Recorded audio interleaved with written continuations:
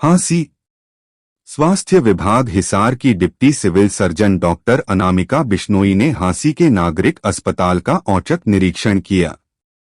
निरीक्षण के दौरान वे सबसे पहले इमरजेंसी वार्ड का जायजा लिया। वार्ड में उपचाराधीन मरीजों से बातचीत की। इमरजेंसी वार्ड में तैनात कर्मचारियों से व्यवस्थाओं के बारे में बातचीत की। इसके बाद उन्होंने महिला व पुरुष शौचालय का निरीक्षण किया।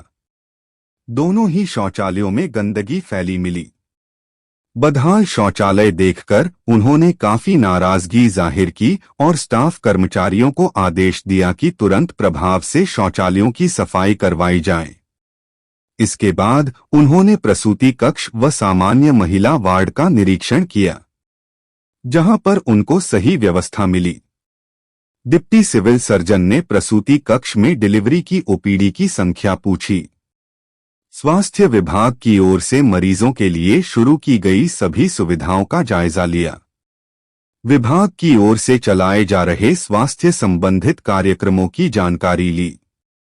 निरीक्षण के दौरान चिकित्सकों व स्वास्थ्य कर्मचारियों को जरूरी निर्देश भी दिए। जो कमियां नजर आई उनको तुरंत दुरुस्त करने के आदेश दिए।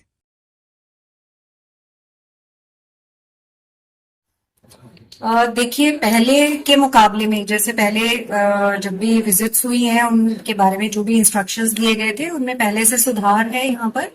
और अभी जैसे जो मैंने देखा नीचे इमरजेंसी के पास में मेल फीमेल टॉयलेट्स वहां पर गंदगी थी, इसको सफाई के निर्देश दे दिए गए हैं। और हालांकि जो सफाई कर्मचारी थे शिफ्ट चेंज हुई है तो वो दूसरी साइड सफाई कर रहे थे और वो आ गए हैं और उन्होंने वहां सफाई कर दी होगी अभी तक।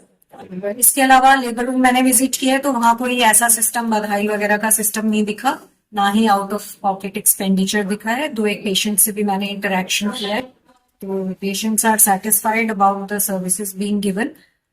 फिर यहाँ पर मैंने इंस्ट्रक्शंस ये भी दिए हैं कि जो भी डिलीवरीज होती हैं तो उन्हें मोटिवेट किया जाए कोई ना कोई फैमिली प्लानिंग का मेथड यूज करने के लिए।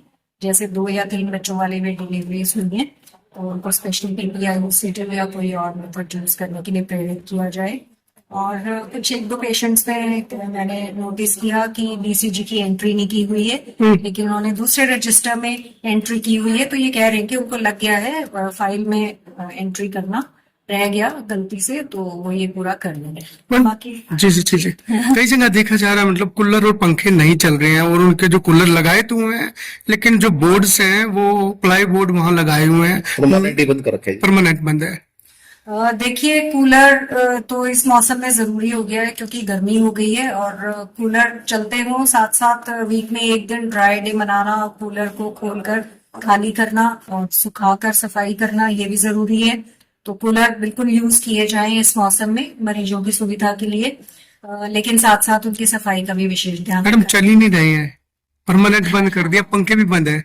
अच्छा, चल नहीं रही क्योंकि लाइट की तो समस्या यहाँ मुझे दिख नहीं रही है। लाइट्स हैं, जनरेटर भी है जैसा हमें बताया जाता है, तो लाइट की समस्या होनी नहीं चाहिए। तो ये हम एसएमओ साहब से अभी बात हुई थी, वो किसी ट्रेनिंग के लिए चंडीगढ़ में है लेकिन उनको निर्देश दे दिए जाएंगे। 1-2 मरीज जो दाखिल है हमने बात की थी, उनका है कि हम 2 दिन से दाखिल है और छत वाले पंखे नहीं चल रहे हैं।